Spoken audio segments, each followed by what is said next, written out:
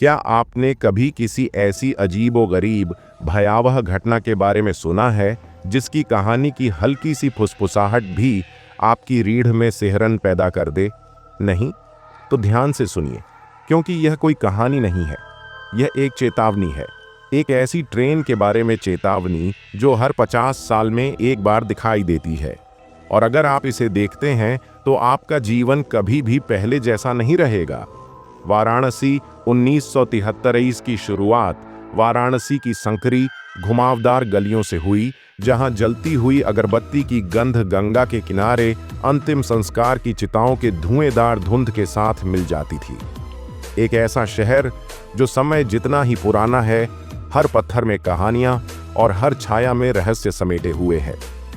27 वर्षीय स्कूल शिक्षक अमर के लिए यह एक और मानसून की शाम थी। हवा में गीली मिट्टी की खुशबू थी और बारिश की लगातार फुहारों ने दूर से मंदिर की घंटियों की धीमी आवाज को दबा दिया था। अमर हमेशा से ही तर्कशील व्यक्ति रहे हैं। उन्होंने स्थानीय अंधविश्वासों को बकवास बताया, बच्चों को नियंत्रित रखने के लिए बुजुर्गों की कहानियां। लेकिन उस शाम जब वह घर जा रहा था तो उसे कुछ महसूस हुआ, अजीब। सड़कें हमेशा की तुलना में शांत लग रही थीं। चाय की दुकानें खाली थीं और बारिश में खेलते बच्चों की सामान्य हंसी की जगह एक अजीब सी खामोशी ने ले ली थी। ऐसा लग रहा था जैसे शहर अपनी सांस रोके हुए था। जब अमर ने एक कोने को मोड़ा तो उसने एक बूढ़े आदमी को टूटे हुए स्ट्रीट लैंप के नीचे बैठे देखा। उस आदमी की त्वचा पीली, लगभग पारदर्शी थी और उसकी आंखों में दूधिया सफेदी छाई हुई थी। वह अपनी सांसों में कुछ बुदबुदा रहा था, आगे पीछे हिल रहा था। अमर ने हिचकिचाहट महसूस की, लेकिन उसके पास जाने का फैसला किया। बाबा, क्या आप ठीक हैं? अमर ने हिचकिचाहट भरी आवाज में पूछा। बूढ़े आदमी ने हिलना बंद कर दिया। धीरे धीरे उसने अपना सिर अमर की ओर घुमाया और ऐसी आवाज में फुसफुसाया जो गूंजती हुई लग रही थी, अपना विचार मत बदलो। मेरे लिए बहुत देर हो चुकी है, लेकिन तुम्हारे पास अभी भी समय है। इससे पहले कि अमर पूछ पाता कि उसका क्या मतलब है, वह आदमी हंसने लगा। एक खोखली, कर्कश आवाज जिसने अमर की आत्मा में सिहरन पैदा कर दी। वह पीछे हट गया। उसका दिल धड़क रहा था और वह जल्दी से घर की ओर चल पड़ा। बूढ़े आदमी के शब्द उसके दिमाग में गूंज रहे थे। उस रात अमर सो नहीं सका। बारिश उसके साधारण घर की खिड़कियों पर टकरा रही थी और तेल के दिए की मंद रोशनी हवा के हर झोंके के साथ टिमटिमा रही थी। उसने इस मुठभेड़ को एक पागल की बकवास के रूप में खारिज करने की कोशिश की, लेकिन शब्द बने रहे, अपने विचार मत बदलो। बेचैनी को दूर करने में असमर्थ अमर ने खुद को पढ़कर विचलित करने का फैसला किया। उसने अपनी शेल्फ से एक पुरानी धूल भरी किताब उठाई, जिसे उसने सालों पहले सड़क किनारे एक स्टॉल से खरीदा था, लेकिन कभी नहीं खोला था। शीर्षक सरल था, ट्रेन जो कभी नहीं रुकती। जैसे ही उसने पीले पड़ चुके पन्नों को पलटा, एक अजीब सी अनुभूति उसके अंदर घुस गई। किताब में एक पौराणिक ट्रेन का वर्णन था जो हर 50 साल में एक बार दिखाई देती थी। कहा जाता है कि यह शापित है, जो खोई हुई आत्माओं को अनंत काल तक भटकने के लिए ले जाती है। किंवदंती ने चेतावनी दी, यदि आप इसके बारे में सोचते हैं तो यह आपके लिए आएगी। जितना अधिक आप सोचेंगे, यह उतना ही करीब आएगी। अमर घबराकर हंस पड़ा। यह बेतुका था, लेकिन जैसे ही उसने किताब बंद की, उसने कुछ ऐसा देखा जो उसने पहले नहीं देखा था। एक हल्की सी आवाज, जैसे दूर से ट्रेन की सीटी। वह स्तब्ध रह गया। सबसे नजदीकी रेलवे स्टेशन मीलों दूर था, और फिर भी आवाज तेज होती गई, साथ ही उसके पैरों के नीचे जमीन का हल्का कंपन भी। अगली शाम अमर की जिज्ञासा उस पर हावी हो गई। उसने शहर के बाहरी इलाके में जाने का फैसला किया, जहां एक पुरानी परित्यक्त रेलवे ट्रैक उगी हुई घास और टूटे हुए पत्थरों के बीच छिपा हुआ था। दशकों से इस ट्रैक का इस्तेमाल नहीं किया गया था और ज्यादातर लोग इसे शापित बताकर इससे दूर रहते थे। जैसे ही अमर पटरियों पर पहुंचा, उसने हवा में एक अप्राकृतिक ठंड महसूस की।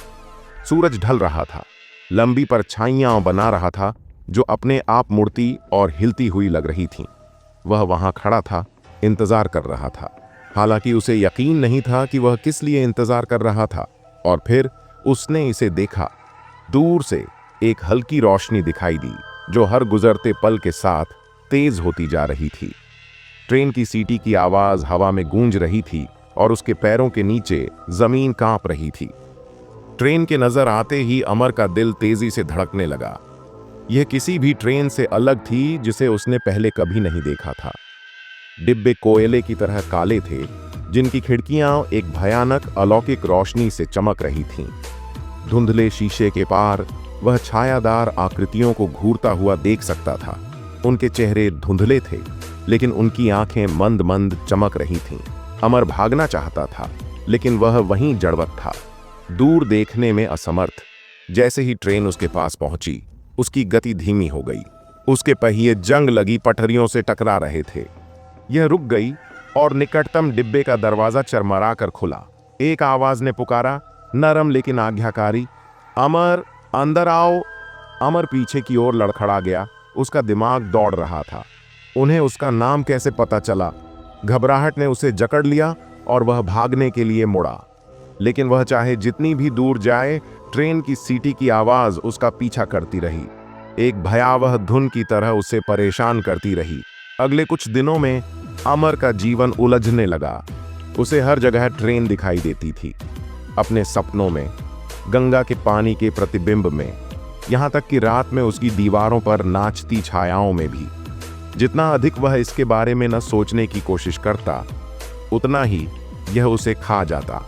उसके जीवन में लोगों ने इस बदलाव को नोटिस करना शुरू कर दिया। उसके छात्र फुसफुसाते हुए कहते थे कि वह कितना पीला और अलग थलग हो गया है। उसके पड़ोसी उससे दूर रहते थे, दावा करते थे कि उन्होंने उसके घर से अजीबोगरीब आवाजें सुनी हैं। यहाँ तक कि उसके परिवार ने भी, जो पास के गांव में रहता था, उसके घर आना बंद कर दिया, क्योंकि जब भी वे उसके बारे में सोचते थे तो उन्हें एक अजीब सी घबराहट होती थी। हताश होकर अमर ने एक स्थानीय पुजारी से मदद मांगी। पुजारी ने ध्यान से अमर की बातें सुनी और फिर कुछ ऐसा कहा जिससे अमर का दिल दहल गया। तुमने इसे आमंत्रित किया है। ट्रेन के बारे में सोचकर तुमने एक दरवाजा खोल दिया है, और एक बार जब वह दरवाजा खुल जाता है तो उसे बंद नहीं किया जा सकता। पुजारी ने उसे एक छोटा पीतल का ताबीज दिया और उसे हर समय इसे पहनने का निर्देश दिया। पुजारी ने कहा, यह ट्रेन को रोक तो नहीं सकता, लेकिन यह तुम्हारी आत्मा की रक्षा करेगा। अमर की वाराणसी में आखिरी रात ऐसी थी जिसे वह कभी नहीं भूल पाएगा। बारिश फिर से शुरू हो गई, पहले से भी ज्यादा तेज, और बिजली चली गई, जिससे शहर अंधेरे में डूब गया। जब अमर अपने मंद रोशनी वाले कमरे में बैठा, ताबीज पकड़े हुए, उसने फिर से सुना। ट्रेन की सीटी इस बार यह बहरा करने वाली थी। साथ में पहियों की चीख और भाप की फुफकारने की आवाज भी थी। उसके घर की दीवारें हिल गईं और उसके तेल के दिए की टिमटिमाती रोशनी ने उसके चारों ओर भयानक छायाएं बना दीं। उसके कमरे का दरवाजा चरमरा कर खुला, हालांकि वहां कोई नहीं था। और फिर उसने सुना, कदमों की आवाज धीमी और सोची समझी घर में गूंज रही थी। जैसे जैसे कदम तेज होते गए, करीब आते गए, अमर की सांसें तेज होती गईं। उसने खिड़की की ओर मुड़कर ट्रेन को देखा, जिसकी चमकती खिड़कियां रात को रोशन कर रही थीं। उसके कमरे का दरवाजा जोर से बंद हुआ और ट्रेन से आवाज एक बार फिर आई, समय हो गया है। अमर, उसके गले में पहना गया ताबीज असहनीय रूप से गर्म हो गया और कमरे में जलती हुई धातु की बदबू भर गई। अमर चिल्लाया, लेकिन कोई आवाज नहीं आई। दीवारें उसके चारों ओर बंद होती दिख रही थीं, और आखिरी चीज जो उसने देखी वह थी गाड़ी का दरवाजा खुलना और उसे अंदर खींचने के लिए एक हाथ आगे बढ़ना। अमर को फिर कभी नहीं देखा गया। उसका घर वीरान पड़ा रहा, और समय के साथ लोग उस अजीबोगरीब स्कूल टीचर को भूल गए जो बिना किसी निशान के गायब हो गया था। लेकिन हर 50 साल में बरसात की रात को ट्रेन वाराणसी लौटती है। उसकी सीटी संकरी गलियों में गूंजती है। वे कहते हैं कि अगर आप इसे सुनते हैं तो बहुत देर हो चुकी है, क्योंकि जितना आप इसके बारे में सोचते हैं यह उतना ही करीब आता है। इसलिए अगर आप कभी खुद को बरसात की रात में अकेला पाते हैं और दूर से ट्रेन की सीटी सुनते हैं तो यह याद रखें, इसके बारे में न सोचें, इसके बारे में आश्चर्य न करें, और आप जो भी करें अपने विचार न बदलें, क्योंकि एक बार जब आप ऐसा करेंगे तो ट्रेन आपके लिए भी आएगी।